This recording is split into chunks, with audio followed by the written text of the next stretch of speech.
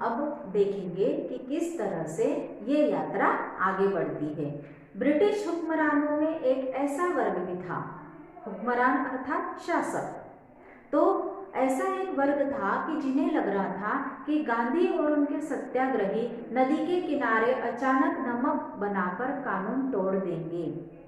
उन्हें यह लग रहा था कि ब्रिटिश शासकों में भी दो मत के थे, जो कुछ लोग जो थे वो गांधी जी को अपना मानकर उनकी हर बात को वो सही मानते थे, और जो कुछ लोग थे वे कट्टर विरोधी थे। तो कुछ लोगों को ऐसा लग रहा था कि उनके जो सत्याग्रही और गांधी जी है वो मही के किनारे पहुंचते ही अचानक नमक बनाकर वो कानून तोड़ देंगे।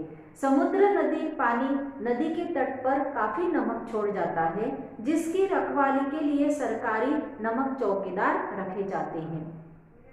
समंदर है, जब वो ज्वार पर होता है तो काफ़ी सारा नमक जो है वो नदी के किनारे भी छोड़ जाता है। वहाँ पर नदी से सटकर ही समंदर था। तो गांधी ने कहा कि यहाँ नमक बनाया जा सकता है। गांधी को समझने वाले जो वरिष्ठ अधिकारी हैं इस बात से सहमत नहीं थे। कुछ जो वरिष्ठ अधिकारी जो गांधी जी को अपना उनके विचारों से इतने प्रभावित थे कि उनको अपना दुश्मन नहीं मानते थे, उनका कहना था कि गांधी जी कोई भी कार्य चुपके से नहीं करेंगे, क्योंकि गांधी जी के स्वभाव से वे परिचित थे। इसीलिए उन्होंने कहा कि गांधी कोई भी काम अचानक और चुपके से नहीं करेंगे। और इसके बावजूद उन्होंने नदी के तट के सारे नमक भंडार हटा दिए और उन्हें नष्ट करा दिया ताकि इसका खतरा ही न रहे। उन्होंने जो वहाँ पर नमक के भंडार होते थे किनारे पर वो सारे वहाँ से हटा दिए।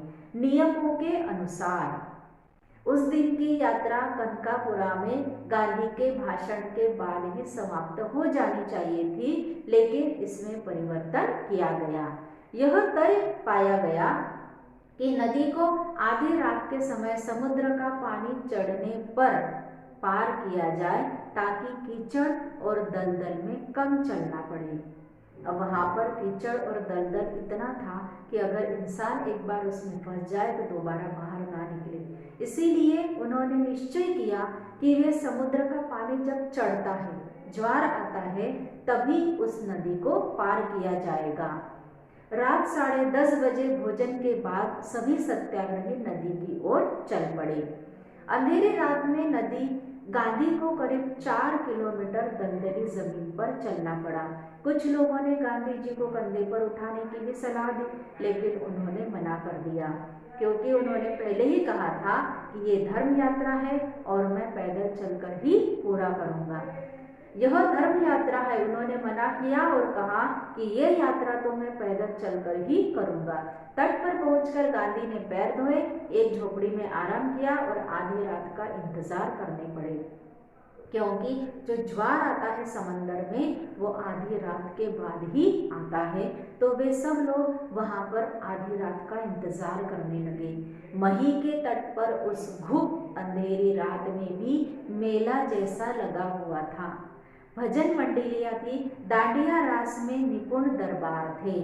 वे दांडिया रास कह रहे थे और उनके गीत के बोल थे, देखो गांधी का दांडिया रास, देखो वल्लभ का दांडिया रास, दांडिया रास सरकार का नाश, देखो विट्ठल का दांडिया रास, देखो भगवान का दांडिया रास। इस तरह से वे दरबार समुदाय के लोग वहाँ पर दांडिया कर रहे थे। और वहाँ का जो वातावरण था, इतने घुप अंधेरे में भी वहाँ पर चारों ओर दिए जले हुए थे और दिए के साथ साथ वहाँ पर नाच और दांडिया रास शुरू था।